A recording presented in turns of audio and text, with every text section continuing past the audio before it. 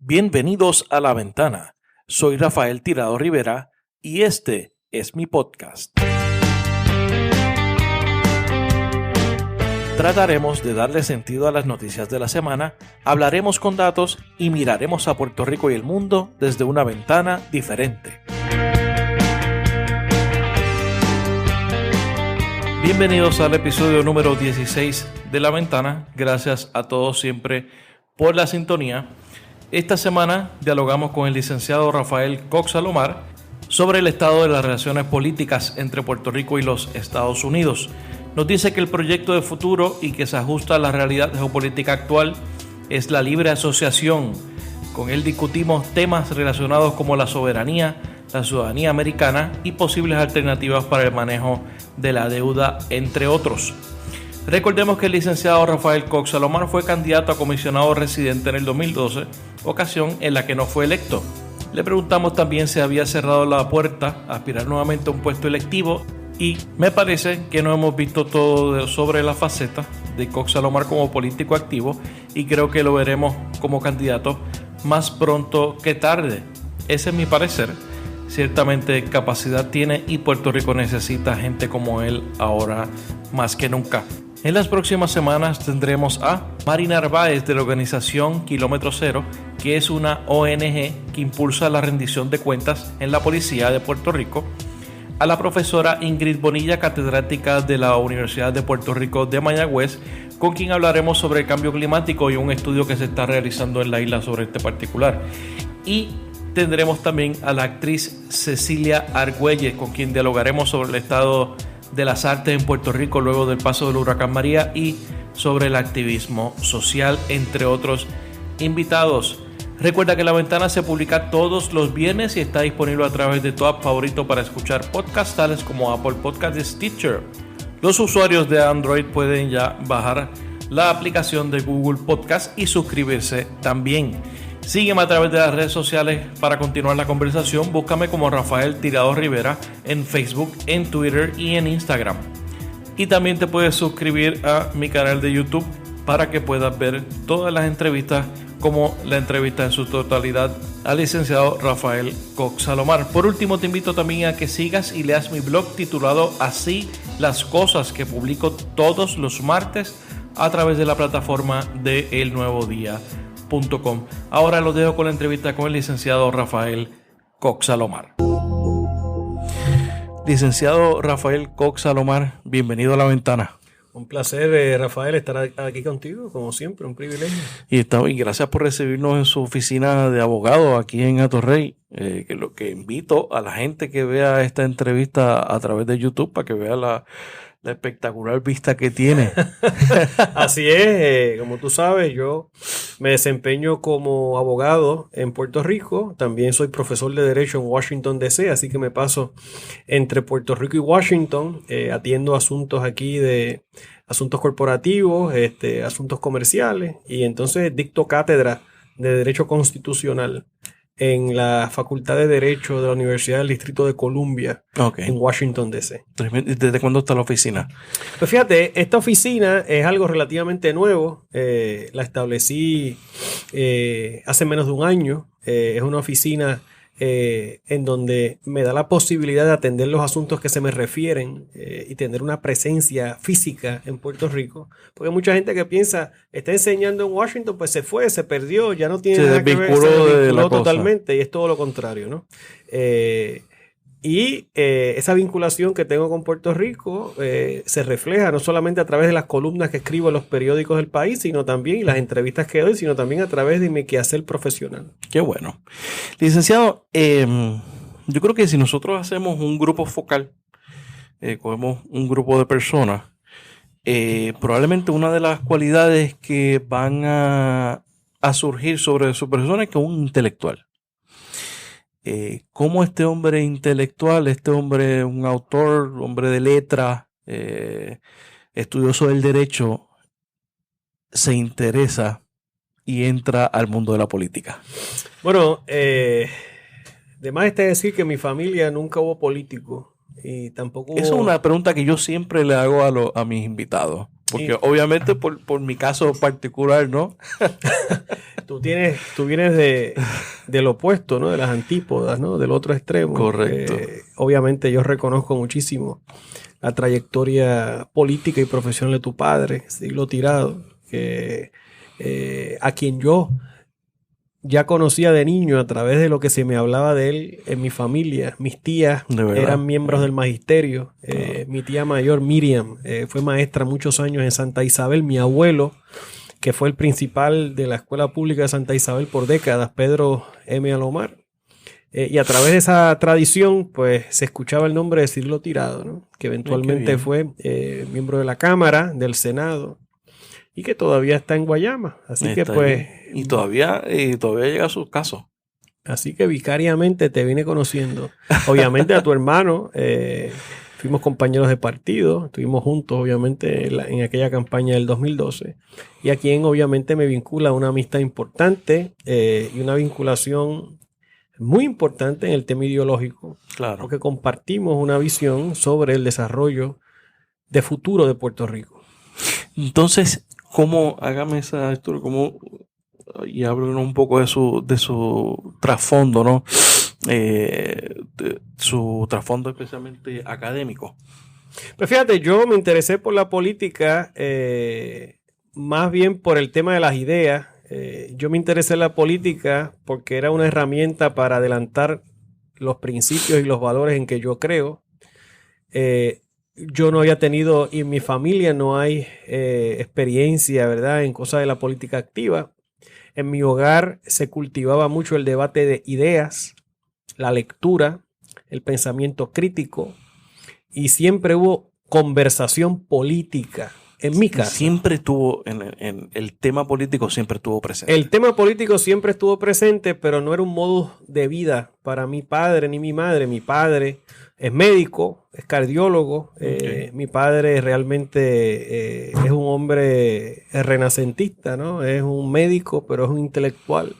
Y a través de las curiosidades intelectuales de mi padre, pues yo advine a los libros, a las ideas, a la formación de una conciencia política. Pero de ahí a ser político es un largo trecho. Eso vino más adelante, eso vino después. A través de mis escritos, de mis columnas, yo empecé a escribir hace ya 20 años en los periódicos principales de Puerto Rico, a debatir ideas. Y poco a poco me fui vinculando con algunas personas que se fueron abriendo unos espacios, unos caminos a través de los cuales yo transité.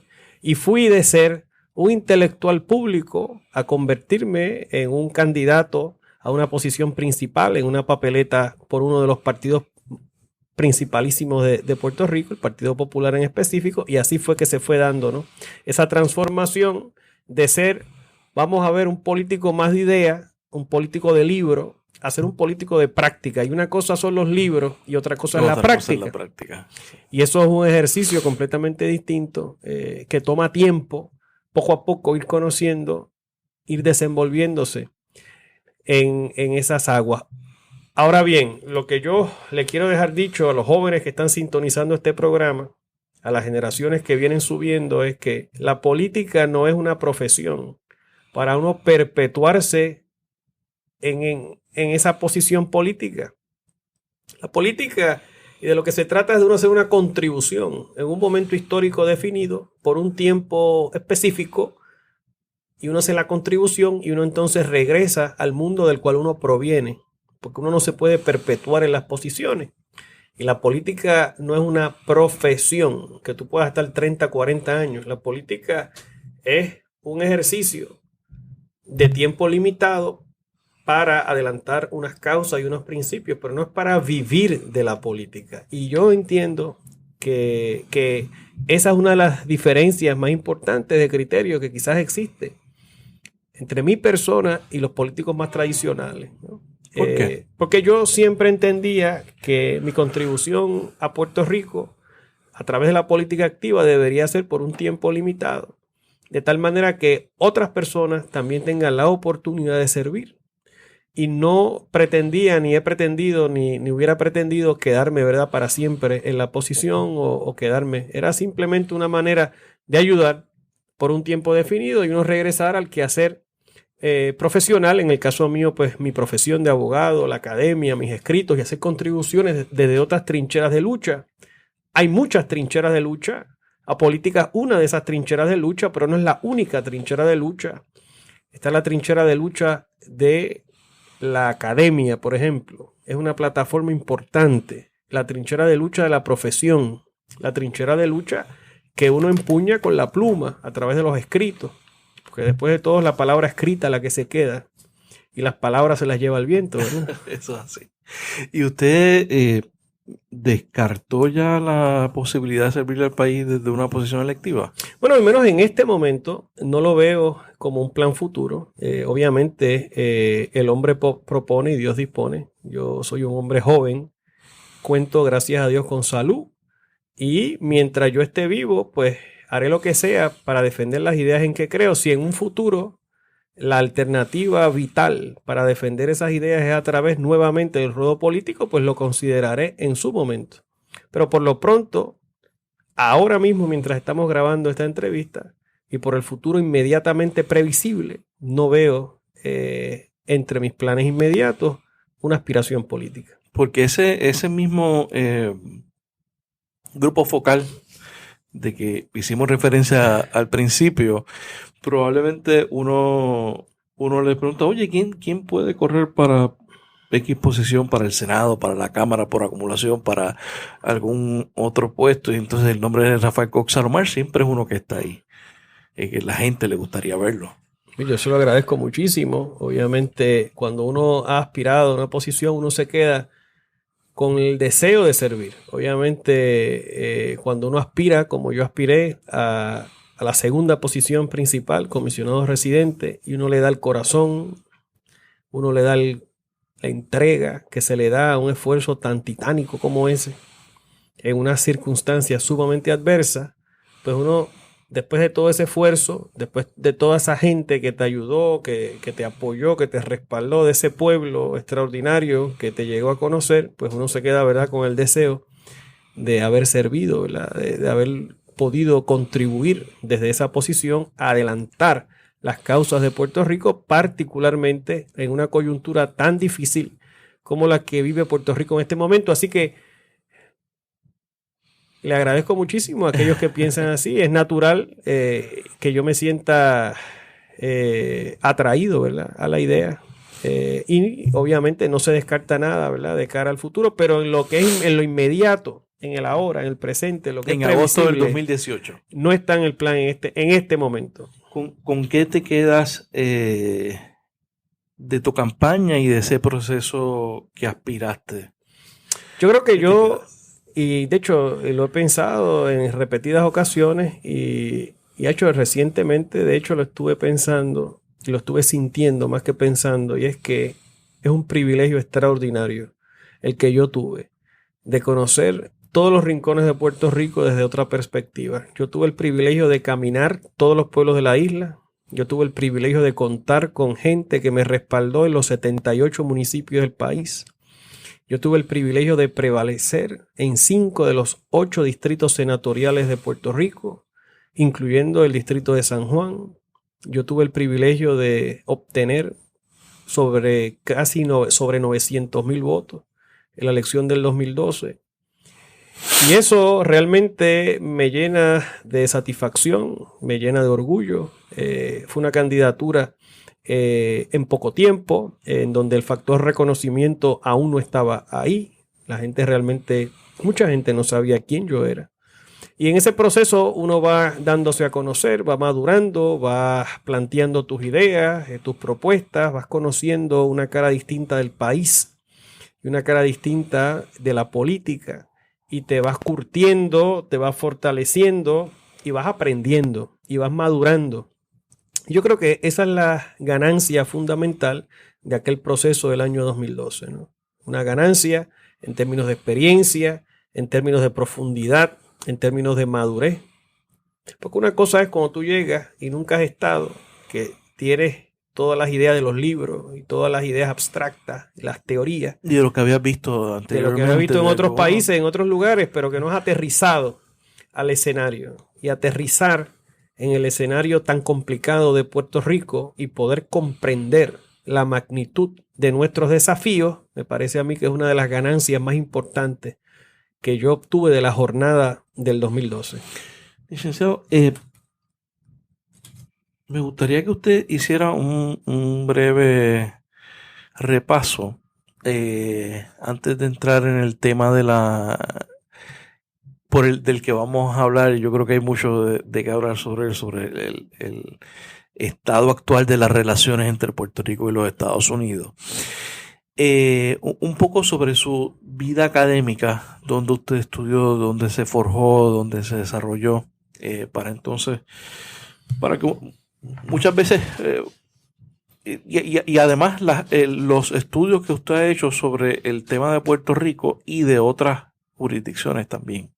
Pues mira, yo te digo que soy uno de los hombres más afortunados, porque yo tuve el alto privilegio de poder cumplir mis metas académicas. Yo desde joven era un muchacho muy enfocado en el tema de mi formación académica. O sea, no había mucho tiempo para jugar baloncesto, pelota. Eso es y lo lamento. Fíjate, mi hijo que tiene 6 años, que nació durante la campaña, que muchos de ustedes que están sintonizando este programa a lo mejor se recordarán que mi hijo nació durante la campaña aquella del 2012.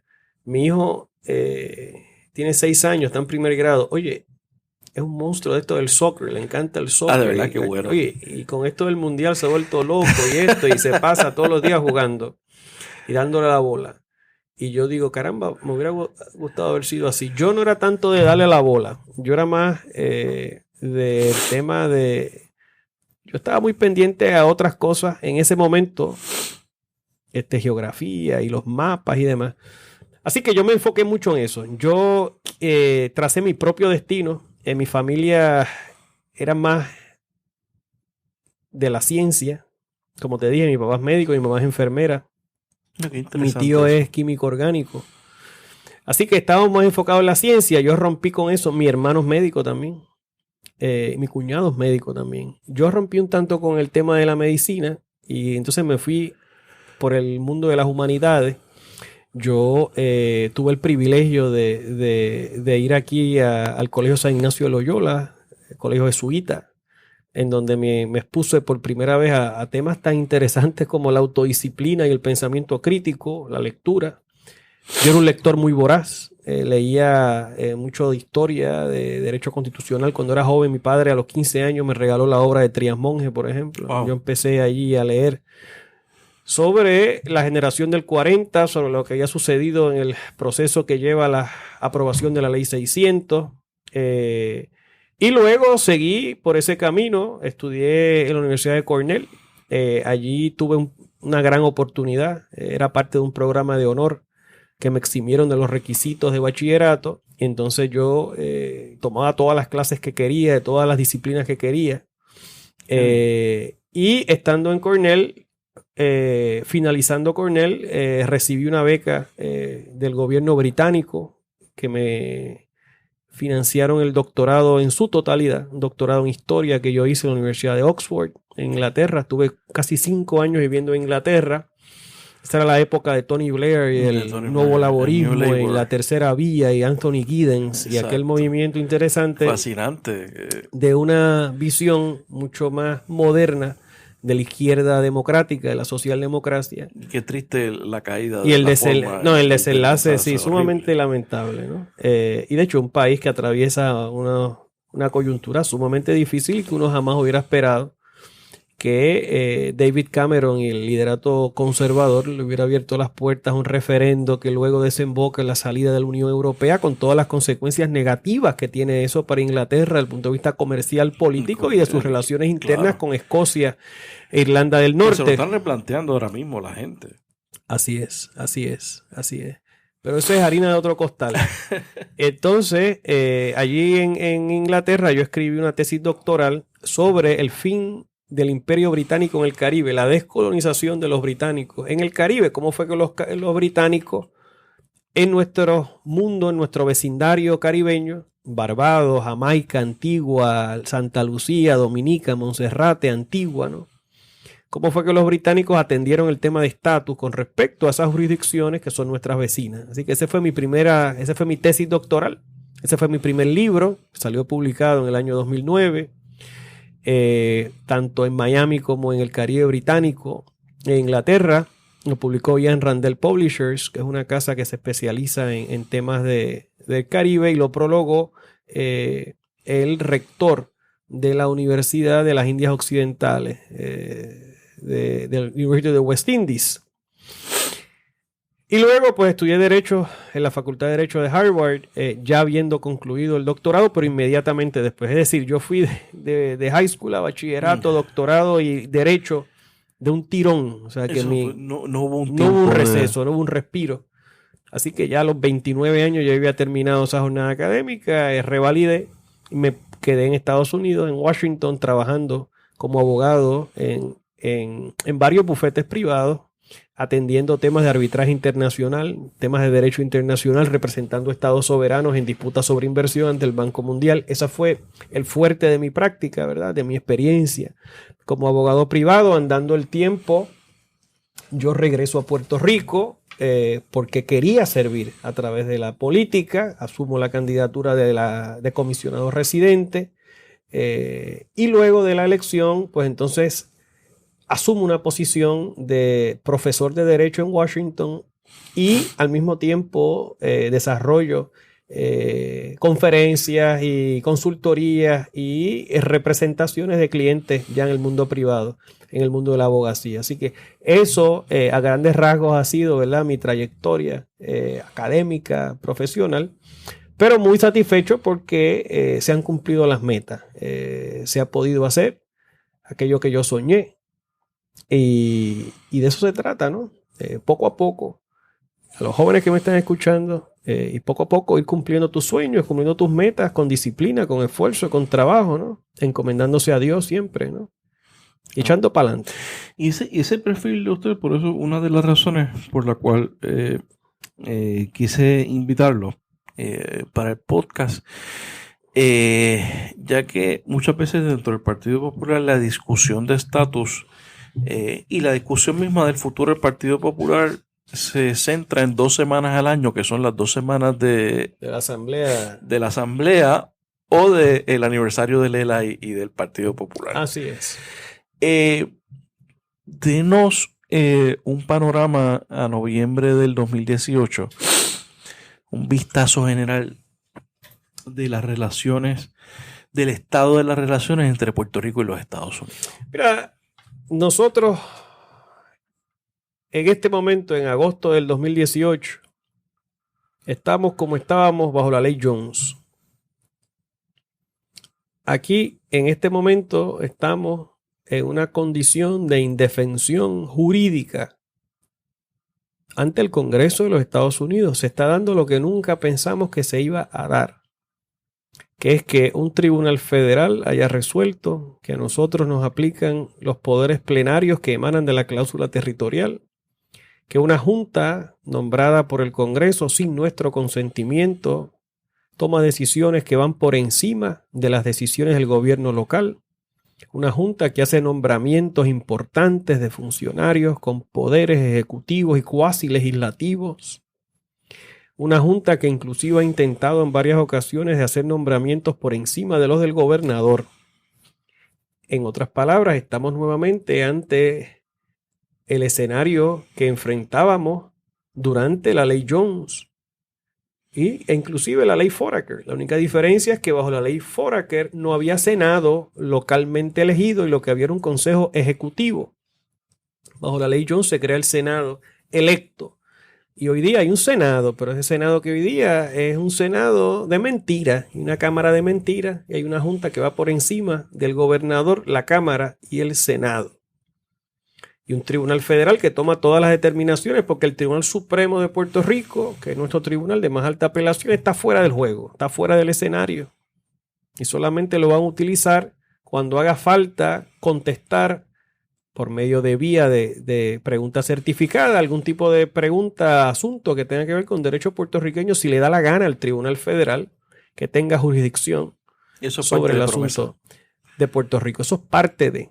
O sea que promesa es la demostración más fehaciente, más contundente, más evidente de que no es que exista un déficit democrático, es que realmente esto es una colonia de los Estados Unidos y se ha venido abajo la doctrina de que esto era un pacto bilateral cuyos poderes emanan del pueblo y no del Congreso. Eso le iba a preguntar, entonces, ¿dónde queda la teoría del pacto? Esa teoría se desvaneció y esa teoría realmente no existe.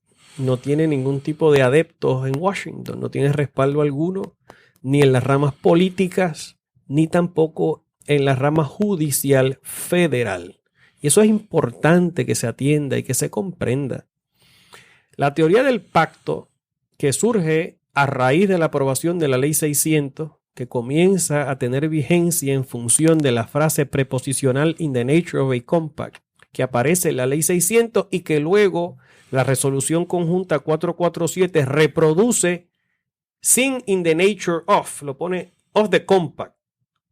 Esa teoría coge vuelo jurídico cuando se resolvió el caso Mora Mejía en el circuito de Boston para allá para el 53 y con la eliminación de Puerto Rico de la lista de colonias de Naciones Unidas, que eso se da el 28 de noviembre de 1953 y a raíz de ese proceso comienza entonces el primer circuito de Boston a desarrollar a través de la pluma de Calvert Magruder y de otros juristas una doctrina de que la Constitución de Puerto Rico iba por encima, tenía más prestigio que una ley orgánica, no era una simple ley orgánica del Congreso porque el pueblo la había refrendado en la urna, que plantear o imputarle eso al Congreso sería equivalente a decir que el Congreso había perpetrado un gran fraude contra el pueblo de Puerto Rico.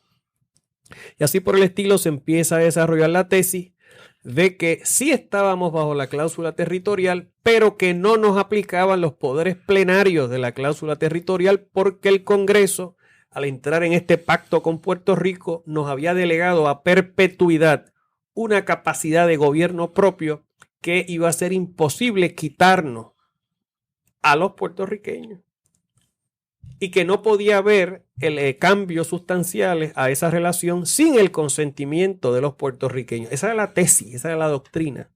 Recuérdate que después de todo la Ley 600, a través de la cual el Congreso autoriza que los puertorriqueños redactemos nuestra propia constitución, fue una ley que requirió el respaldo del pueblo de Puerto Rico en la urna. El pueblo votó, hubo un referendo, sí o no, y el sí ganó abrumadoramente.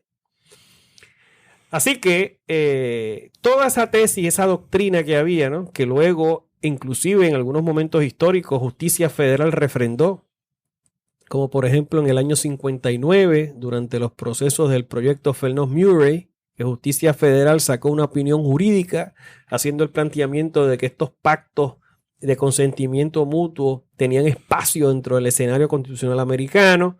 En el 63, bajo la administración Kennedy Johnson, nuevamente hubo cierto respaldo tácito a esa tesis.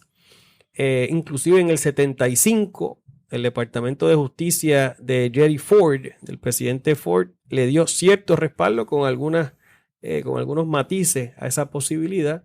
Pero a partir de la década del 90, a partir específicamente del proyecto Johnston-McClure, del 89 al 90, a partir inicialmente de unos planteamientos que hacía el entonces secretario de Justicia Richard Thornburg y que luego poco a poco se fueron recogiendo los informes de la Casa Blanca de Clinton, de Bush, de Obama, y luego a través de lo que sucedió con Sánchez Valle y estas decisiones más recientes de la jueza Taylor Swain, lo que te das cuenta es que el escenario ha cambiado dramáticamente.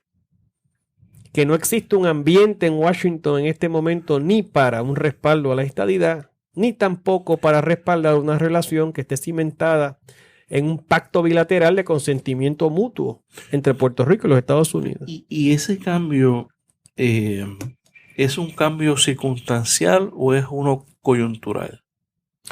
Yo creo que es un cambio fundamental.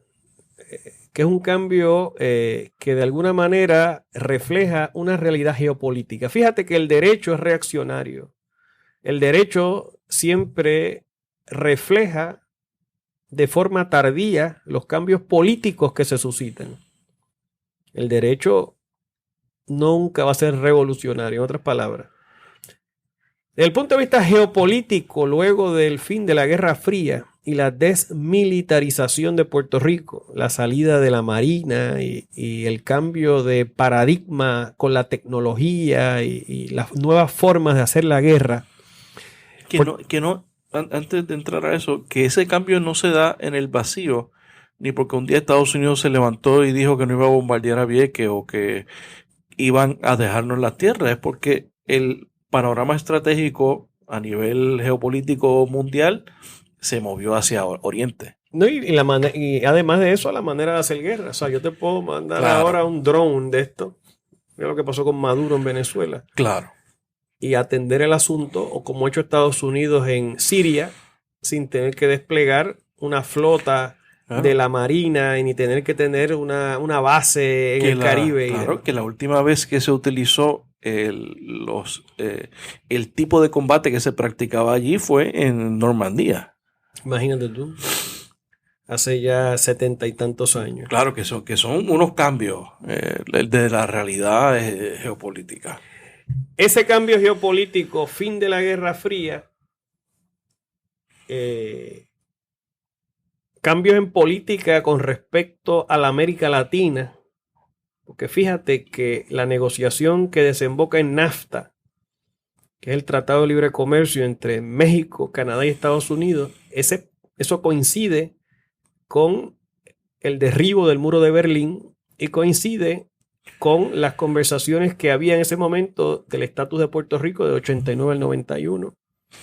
Estados Unidos entonces asume una posición de apertura hacia América Latina en términos arancelarios y se crea un mercado de libre comercio que inicialmente incluye México y con el tiempo incluyó todos los países de Centroamérica y la mayor parte de los países de Sudamérica, lo que significa que las ventajas comparativas de nosotros se disminuyeron dramáticamente. Porque ya no era solamente Puerto Rico que iba a tener acceso preferente al mercado americano. Ahí se derrumba el otro pilar del supuesto mercado común. Efectivamente. Nosotros habíamos respaldado la tesis del ELA en función de mercado común, pero ese mercado común se desvanece. La defensa común, bueno, no es necesario yo tener bases en Puerto Rico ni bases en el Caribe para la defensa común. Entonces el tema de la autonomía fiscal eventualmente se desmoronó con la quiebra de Puerto Rico. Porque entonces, ¿de qué me sirve ahora mismo a mí la autonomía fiscal si yo estoy fuera de los mercados? Yo no puedo ahora emitir bonos que sean triplemente exentos porque nadie me los va a comprar. Y entonces, ante esa realidad, Washington realmente se quedó sin política con respecto a Puerto Rico. No solamente es que nosotros los puertorriqueños no hemos tenido la visión de articular nuestra propia política con respecto a cómo echar para adelante, pero Washington se ha quedado también sin política sobre Puerto Rico y nosotros no le hemos suplido una política a Washington con respecto a Puerto Rico. Ese es el problema. Ese es el desafío. O sea, no es cuestión de Donald Trump, porque es que bajo Obama fue que se aprobó Promesa. Claro. Y fue Obama en su informe de 2011 que planteó que este tema del ELA desarrollado realmente era un tema que no tenía viabilidad y planteó los escollos de ese proyecto político. O sea, que esto no es un asunto nada más de republicano. Esto es un asunto a nivel de lo que es el establishment en Washington. Es una posición del establishment en Washington.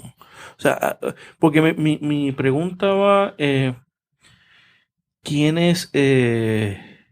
atiende los asuntos de Puerto Rico? Ahora mismo la Comisión de Asuntos Insulares en la Cámara. Ahora mismo el escenario es el siguiente. No hay liderato en la Casa Blanca con respecto a Puerto Rico, ni tampoco con respecto a la América Latina. Porque el Task Force no se renovó. No existe un Task Force en Casa Blanca. El presidente Trump no tiene interés en la América Latina. A Puerto Rico se le ve como una especie de híbrido. Obviamente es un territorio, ¿verdad? Con todo lo que eso significa. Pero también se le ve dentro del escenario de la América Latina y el Caribe.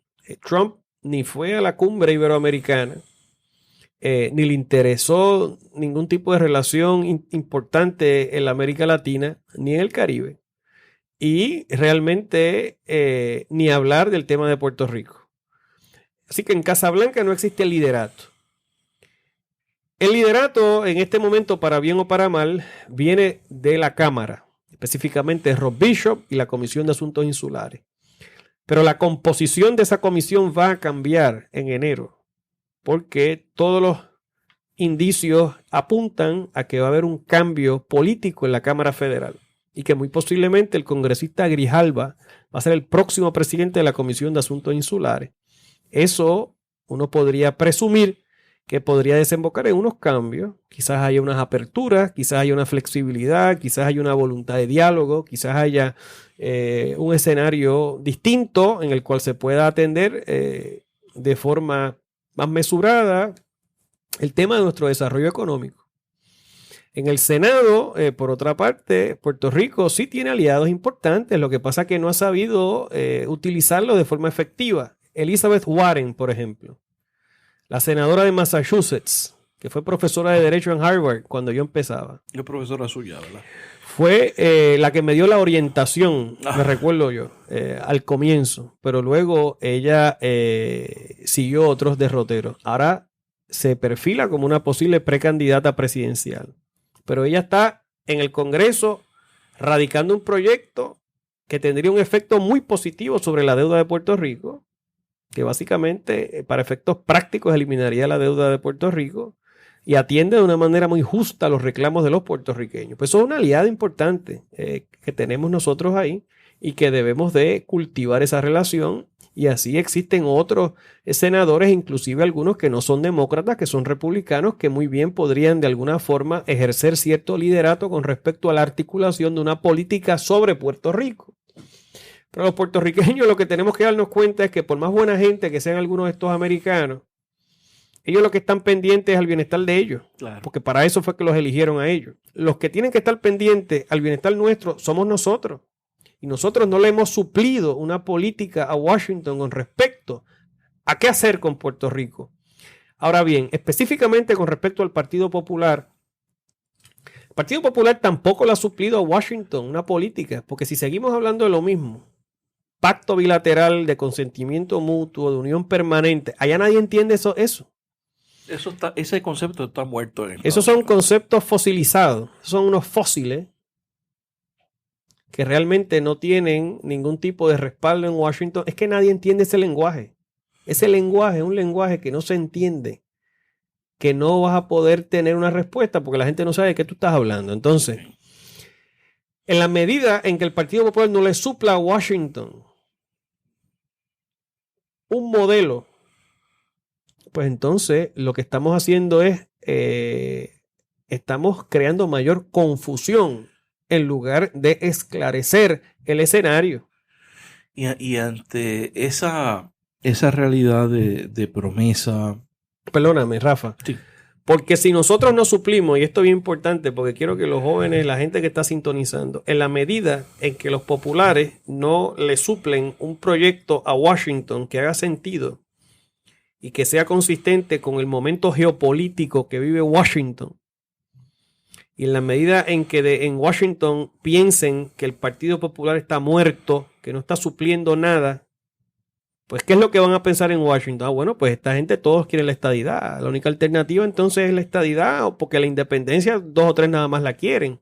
Y se va creando esta impresión equivocada de que la estadidad es simple y sencillamente algo que es imparable en el escenario puertorriqueño, y eso no es correcto, ni aquí tampoco es correcto que el 90 y pico % de la gente quiere la estadidad. No, claro, los resultados yo creo que no tienen credibilidad ni aquí ni en Washington. Claro, pero en la medida en que no se supla un modelo, una alternativa, pero la alternativa no puede ser lo que tenemos. Y entonces, ¿cuál es ese proyecto dentro de la realidad geopolítica, dentro de la realidad que vive Puerto Rico? ¿Cuál es ese proyecto que el Partido Popular debería de presentar? Mira, lo que se conoce, lo que hemos llamado aquí a nivel criollo, el ELA soberano, que no es otra cosa que una modalidad de libre asociación en donde Puerto Rico asume su soberanía y delega de forma explícita poderes a Washington y retiene poderes para sí mismo en algunas esferas y en donde se delimita de forma específica los poderes que detenta cada cual en la relación.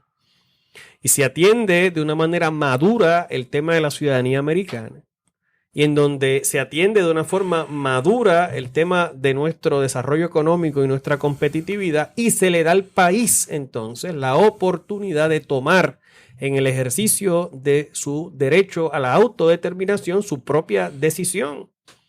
Y de eso es que se trata esto. Fuera de la cláusula territorial, no colonial y no territorial. Ese ha sido el desideratum, ese ha sido el principio rector desde la fundación misma del partido, porque esto es otra cosa que se pierde en el debate. Y ahora lo vas a ver en el debate de la primaria, porque en el Partido Popular es una primaria grandísima. Sí. Y es que, y eso está bien. Claro. Eso es lo que nos hace falta. Pero, ¿quiénes fundaron el Partido Popular Democrático? ¿De dónde vino el Partido Popular? ¿Vino de la Luna, del planeta Marte, de Júpiter? ¿Quién fundó esto?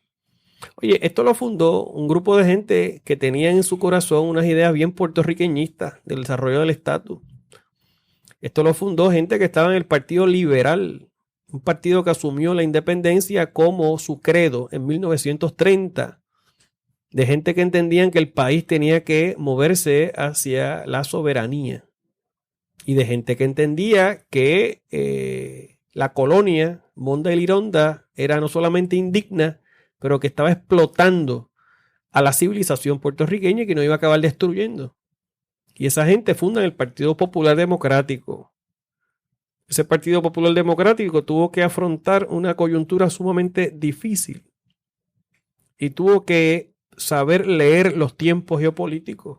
Se dio cuenta de que el momento geopolítico de la Segunda Guerra habría la oportunidad de timonear hacia una delegación de poderes importantes para los puertorriqueños.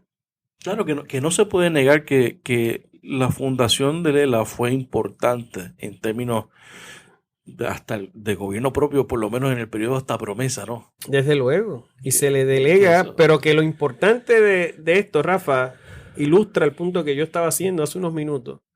La generación del 40 le suplió de alguna manera un proyecto. El proyecto. Entonces supieron leer el momento histórico. Lo mismo que había hecho Muñoz Rivera hacía 40 años, que era que había sabido leer la coyuntura geopolítica por la que atravesaba España, con la guerra en Cuba, el desafío que le presentaba a Estados Unidos, y Muñoz Rivera se dio cuenta, este es el momento en donde yo puedo lograr la Carta Autonómica, porque España está contra la pared. Claro. Y en ese sentido, ese es el escenario, es la lectura que hizo Muñoz Rivera. Luego Muñoz Marín hizo su propia lectura, con sus luces y sus sombras. Estaremos de acuerdo o estaremos en desacuerdo, pero adelantó la agenda del país en su momento, con sus luces y sus sombras. Ahora bien, nosotros estamos haciendo una lectura adecuada del escenario geopolítico que nos ha tocado vivir. Yo creo que la contestación es que no. Estamos pendientes a los chavos de FEMA, yo entiendo. Los chavos de FEMA son importantes. Y los puertorriqueños son ciudadanos americanos y tienen derecho a una vida digna. Pero nosotros tenemos que pensar más allá de lo inmediato. Y es de aquí a 100, 200, 300 años. ¿Qué queremos que haya aquí en este 100 por 35? Estar, claro. De aquí a 300 años, ¿qué es lo que queremos?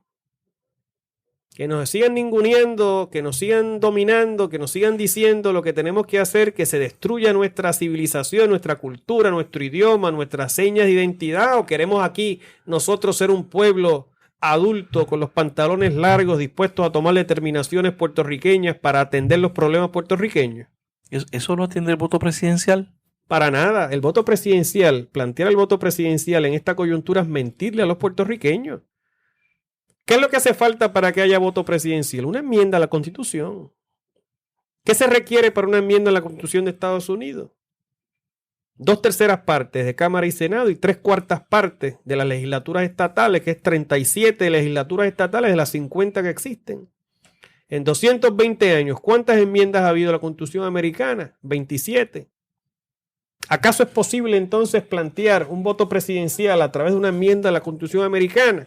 Más fácil es plantear la estadidad desde el punto de vista numérico y desde el punto de vista procesal. Así que en la medida que uno hace planteamientos que no se corresponden con la realidad, pues uno le añade capas adicionales de confusión a un ambiente que ya está cargado, ¿eh? Y que la gente lo sabe, porque es que la gente no es tonta. Yo creo que aquí una de las cosas que ha habido es que los puertorriqueños están más aguzados. Las redes sociales, la tecnología, el alfabetismo, los viajes, la interacción constante y continua que se da de gente de distintos puntos del país, hace que la gente esté mucho más informada. El acceso a las radios, los medios de comunicación y toda la tecnología, las redes sociales. Y cogerle tonto a la gente ya cada día es un poco más difícil. Y esos son planteamientos que se deben de hacer dentro de un marco de seriedad, de un marco de estudio, de lo que es posible y de lo que conviene, y dentro de un marco de una estrategia amplia, ¿ves? Para poder de alguna forma darle a los puertorriqueños las herramientas para su propia autodeterminación. Fíjate que yo nunca estoy planteando imponerle una visión particular al pueblo de Puerto Rico. Claro. Que el pueblo escoja. Lo que pasa es que hay que darle las alternativas, las herramientas. Y el tema, uno de los temas que se utiliza con mucha demagogia es el tema de la ciudadanía. Cómo a través de esa asociación, porque obviamente las relaciones que tiene Estados Unidos de libre asociación, ninguno de los países, de los territorios tuvo ciudadanía antes de venir a esa relación, y no fue un hecho. En el caso de Puerto Rico, que tenemos gran parte de la nación dividida entre Estados Unidos y Puerto Rico, ¿cómo se puede atender el tema de la ciudadanía? Lo primero es atenderlo con mucha seriedad y mucha claridad. Ese es un asunto político más que un asunto jurídico. El tema de Puerto Rico, como tú señalas, no tiene precedente en el sistema americano. En el caso de nosotros, pues hemos tenido la ciudadanía americana desde 1917. Existe un impedimento jurídico en la Constitución de Estados Unidos que impida que se pueda llegar a un arreglo entre nosotros y los Estados Unidos con respecto al tema de la ciudadanía. No existe un impedimento jurídico. Aquí el planteamiento es político. ¿Cómo se plantea esto? ¿Qué escenarios pueda haber? El escenario de la doble ciudadanía, el escenario de una doble ciudadanía por tiempo limitado, el escenario de una ciudadanía recíproca en algunos asuntos, el escenario de libre tránsito a los Estados Unidos, que es un asunto que realmente sí, para el cual sí existe precedente en el contexto de los Estados Unidos y algunos de sus territorios, sus ex territorios, como el caso filipino. Los derechos adquiridos de los puertorriqueños se mantienen. Obviamente la ciudadanía de aquellos que la tienen se mantiene. Eso no es prescindible ni revocable. Aquí lo que hay que hacer es una demarcación, porque la pregunta que tú esbozas es una pregunta específica a aquellos que no han nacido. Claro. Los puertorriqueños que tienen ciudadanía americana, aquellos que están vivos, aquellos que están en plenas funciones, aunque la renuncien, básicamente no hay seguirán siendo ciudadanos americanos. Porque la ciudadanía americana de los puertorriqueños constituye un derecho propietario que no puede ser rescindido sin que medie el debido proceso. ¿Y qué es el debido proceso? Bueno, que se te notifique, que tengas derecho a poder defender tu planteamiento, y no pueden quitarte la ciudadanía americana simple y sencillamente porque aquí se declara una soberanía. Eso no es posible. La ciudadanía de los puertorriqueños sí es verdad que es una ciudadanía que concedió el Congreso en el 17 a través de un estatuto, pero es una ciudadanía que el propio gobierno de los Estados Unidos describe como natural born citizenship. Es decir, tiene la misma configuración que la ciudadanía que fluye a través de la 14ª enmienda para propósitos de su naturaleza propietaria. Y eso es importante que se entienda, es un poco técnico, Pero aquellos que ya están vivos, no tienen por qué preocuparse de este tema. Este es un tema que tiene que ver con qué sucede con las generaciones prospectivas que aún no han nacido.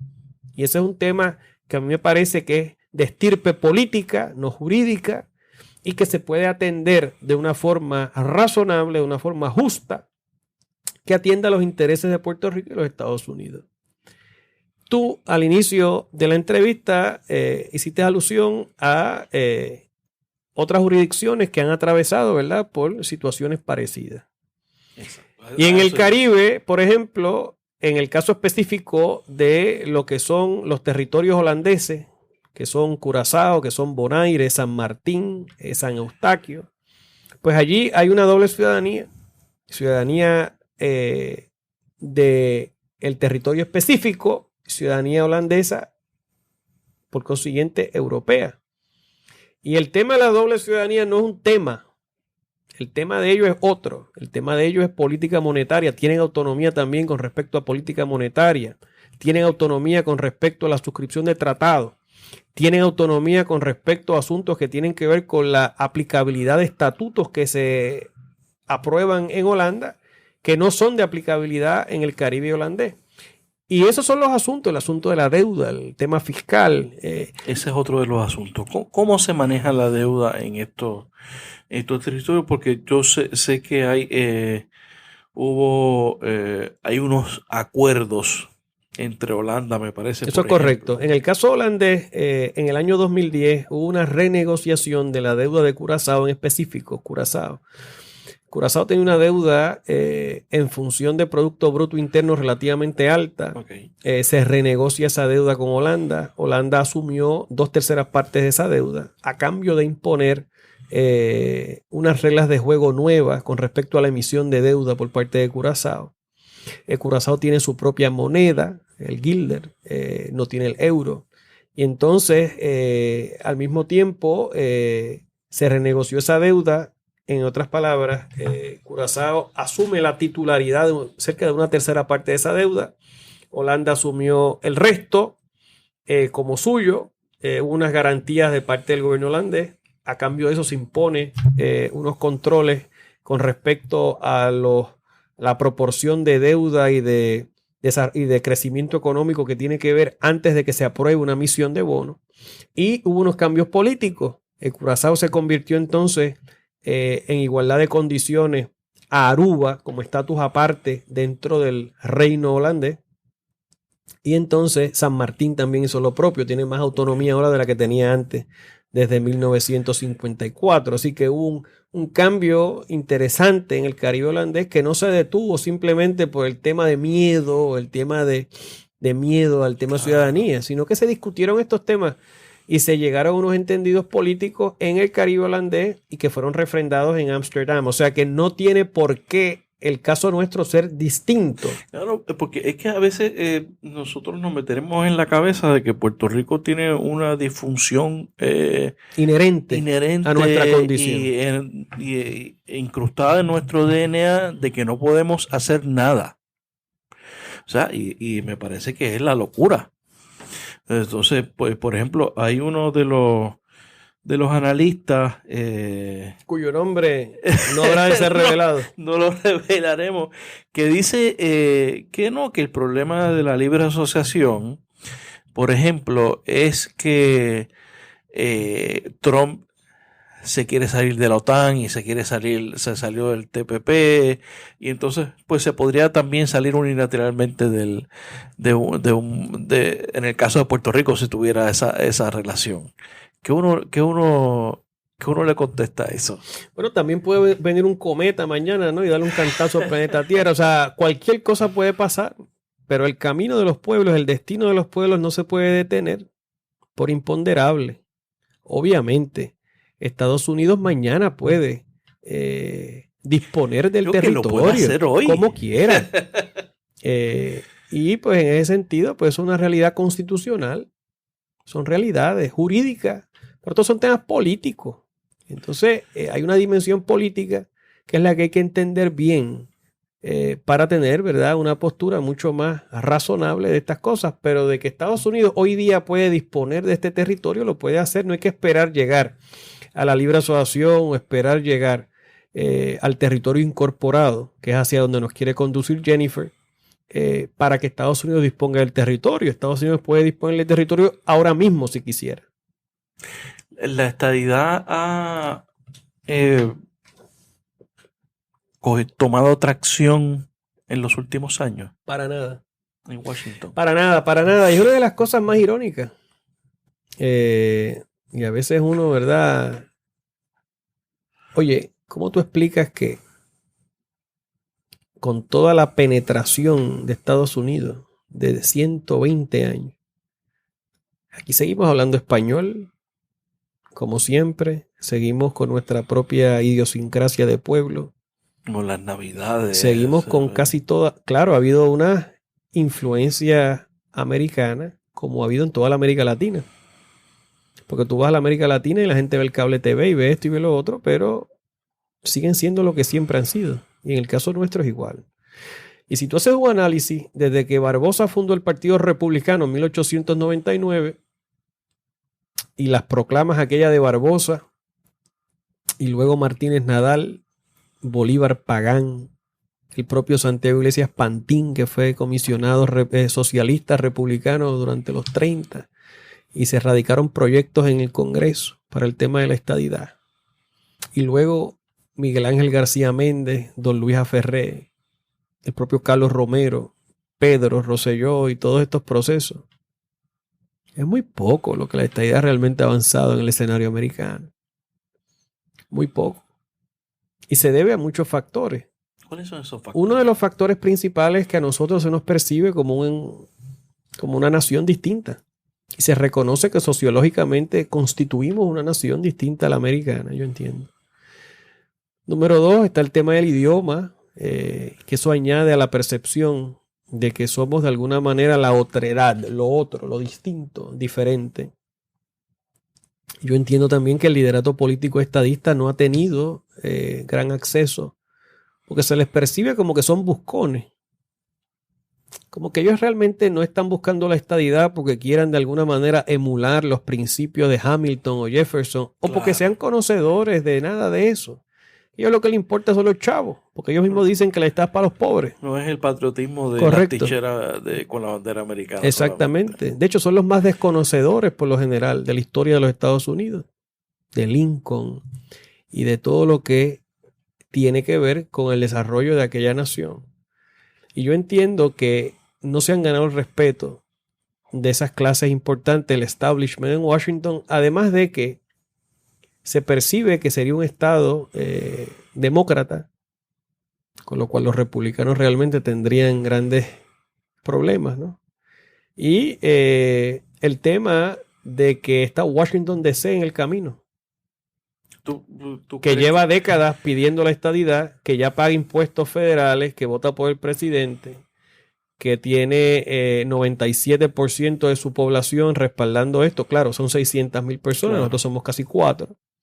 Y como quiera, ellos no han sacado ni una sola vista pública la gente de Washington con este tema, pero hay una percepción de que cómo le ves ir por encima a Washington con un estado hispano. Y eso, y ante la realidad de la división que Trump maneja de manera espectacular que hay en los Estados Unidos en términos raciales, en términos sociales, un estado de Puerto Rico choca con esa realidad. Definitivamente. Que hay un país dividido allá. No, y otro tema que hace imposible la estadidad es la quiebra de Puerto Rico. Nunca ha habido en la historia de Estados Unidos un territorio quebrado en bancarrota que llegue a ser estado. Inmediatamente, obviamente. O sea que la quiebra de Puerto Rico lo que ha hecho es que alejó 500 años más el tema de la estadidad. Y los amigos y aliados progresistas o liberales que ven esto que pueden ver eso como un asunto de derechos civiles. Ese es un desafío importante. Que yo creo que serían los aliados naturales para buscar la soberanía. Y claro. Dos cosas. Primero, en la medida en que los soberanistas no le estamos supliendo ese proyecto a Washington, se abre el campo para que el liderato del PNP coja de incauto, por no decir bobo, a estos grupos progresistas liberales. Pero fíjate lo que pasó hace poco con el NAACP. Exacto. Que es el grupo más importante de la comunidad afroamericana, y que inicialmente hicieron unas expresiones a favor de la estadidad, pero luego, cuando se dieron cuenta de lo que eso significaba, echaron para atrás y hubo una retractación. Y en ese sentido, eso te demuestra a ti que en la medida en que uno confronta esto de forma directa, que uno explica que el tema de derechos civiles es si en efecto se destruye o sobrevive la civilización puertorriqueña. Porque esto no es un tema individual de derechos civiles, no. Esto es un colectivo. Esto es un asunto de si un colectivo nacional va a perecer o va a sobrevivir. Es el pueblo de Puerto Rico. Esto no es la lucha de derechos civiles de uno que otra persona, no. Esto es la lucha colectiva de un pueblo por mantenerse firme, con las manos bien puestas en el timón, articulando su propio futuro en función de sus propias necesidades y de su propia capacidad de supervivencia. Nosotros aprendimos con Valdoriotti que este pueblo ni se degrada ni se suicida, ¿no? Y es el intento colectivo de un pueblo por evitar sus propios suicidios. Y eso es de eso que se trata esto. Esto no es un asunto de derechos civiles individuales. Claro. Esto es otra cosa.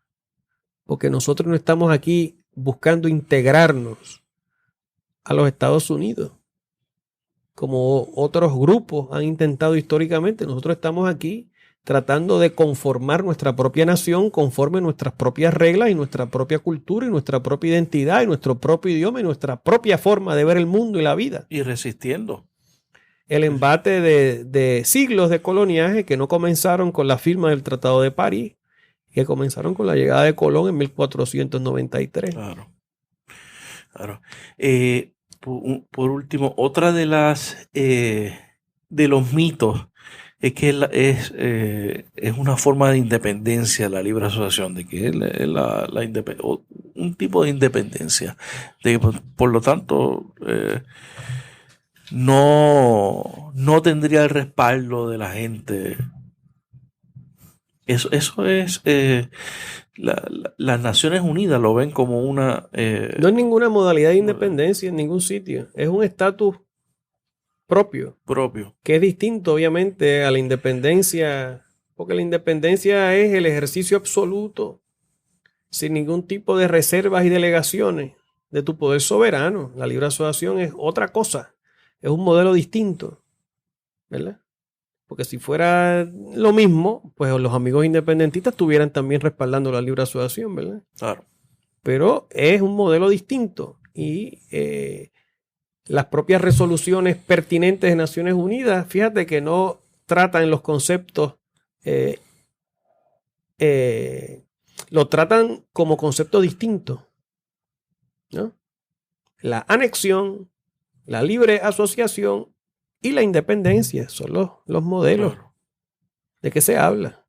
Eso es que el debate está lleno de mucho miedo y demagogia. Se habla de una cuarta opción que también es pertinente que discutamos aquí. ¿Qué significa esto de la cuarta opción? Porque entonces se habla de la resolución 2625 del año 70. Para entonces de alguna manera decir que el ELA actual, por ahí cabe el ELA, que por ahí entra un CILAN, por ahí cabe el ELA y por ahí cabe esto. Lo que pasa es que hay que hacer esa lectura de la mano del derecho constitucional doméstico americano también. Y de la mano del derecho constitucional doméstico, Puerto Rico no tiene alternativa que salirse de la cláusula territorial. Porque ya se ha demostrado, y los casos más recientes demuestran, que una vez tú estás dentro de la cláusula territorial no hay forma que el Congreso realmente delegue a perpetuidad nada, ni se exima de aplicar poderes plenarios. Que la única forma de zafarte de los poderes plenarios del Congreso es estando fuera de la cláusula territorial. Y la única manera de hacer eso es a través de una modalidad de libre asociación. Y eso, o sea que la cuarta opción, si lo de la cuarta opción es buscarle la vuelta a mantenerte en la cláusula territorial para entonces decir que como quiera, esa es la cuarta opción y que eso es descolonización y que eso es una opción digna, etcétera. Esa es una lectura equivocada porque acaba en lo mismo.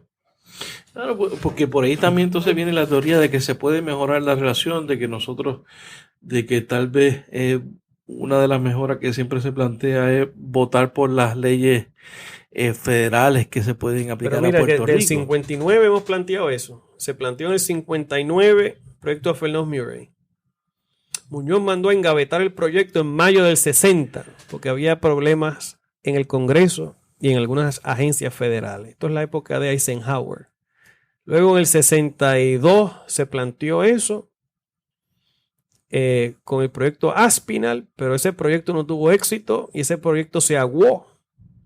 Y entonces se convirtió en un proyecto para el nombramiento de la Comisión de Estatus. Ese proyecto de ley lo firmó el presidente Johnson y la Comisión de Estatus se conformó en ese periodo y publicó su informe en el 66 y se recomendó, no el tema de un ELA mejorado, se recomendó el plebiscito del 67. Hubo un plebiscito en el 67, gana el Estado Libre Asociado, pero ganó Nixon y gana Ferré y se habló entonces nuevamente del voto presidencial. Oye, es que esto ha sido circular y volvemos con la misma cosa. Y no pasó nada entonces, ni va a pasar nada ahora. Y así seguimos en esto. O sea que para el Partido Popular, por ejemplo, la decisión es muy sencilla. Vamos a seguir respaldando un proyecto de estatus dentro de la cláusula territorial o vamos a tener el coraje intelectual, la valentía intelectual y la entereza moral de plantear un proyecto que esté fuera de la cláusula territorial. Usted evolucionó su pensamiento. Así es. ¿Por qué? Mucho. ¿Por qué? Por la realidad.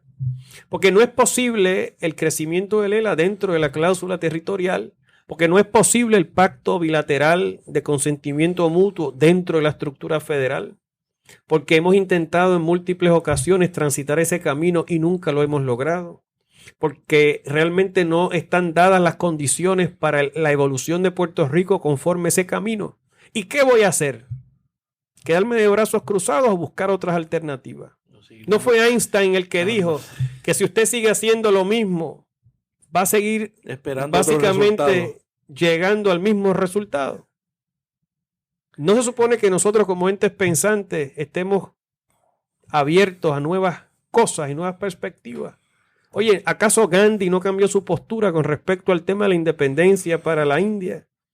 ¿O acaso, por ejemplo, Hostos, que era autonomista, no tuvo una maduración ideológica que lo llevara luego a abrazar la independencia? Y así por el estilo, muchísimos otros temas. ¿Acaso Muñoz Marín inicialmente no era independentista y cambió su postura a ser una de un autonomista de centro? O en el propio caso de Albizu Campos, ¿acaso Albizu Campos no militó, al menos itinerantemente, en el Partido Unión? Y luego fue el líder máximo del nacionalismo de corte betanciano que ha tenido Puerto Rico, siglo XX. Porque la gente va pensando, la gente va aclarando, la gente va madurando, la gente va creciendo, la gente va transformando sus ideas. ¿Acaso Bolívar no jugaba tenis con Fernando VII allá en Madrid a finales del siglo XVIII y luego se convirtió en el libertador de la América Latina, de la América del Sur, porque entendía que el pensamiento que él había abrazado inicialmente en su juventud, cuando él transitaba por las cortes españolas y las cortes francesas, en la época de Carlos IV y Fernando VII, no se correspondía con las realidades de su pueblo, de su gente, y tuvo que madurar. Los intereses de la gente. Efectivamente, y tuvo que hacer un cambio. Yo creo eso hasta que no tengamos una conciencia de nuestros propios intereses. Claro. Como el interés nacional puertorriqueño, el interés nacional de Estados Unidos, como lo hacen ellos, no cambiaremos. Así es. ¿Algo más que quiera añadir? Yo quiero decir que este espacio es un espacio importante. Yo te agradezco muchísimo la invitación que me has hecho. Y yo creo que esto es lo que hay que hacer, seguir dialogando, seguir hablando, utilizar las redes sociales para poder crear los espacios para que se den estos entendidos, que nosotros podamos intercambiar ideas y de alguna manera articular un proyecto para enfrentar los desafíos comunes que como pueblo confrontamos. Muy bien. Licenciado Rafael Cox Salomar. Un placer. Gracias por estar en La Ventana. Gracias por escuchar este episodio de La Ventana. Sígueme en las redes sociales, búscame como Rafael Tirado Rivera en Facebook, en Twitter, en Instagram. La Ventana es una producción de Change Lab Media para Rafael Tirado Rivera. Hasta la próxima.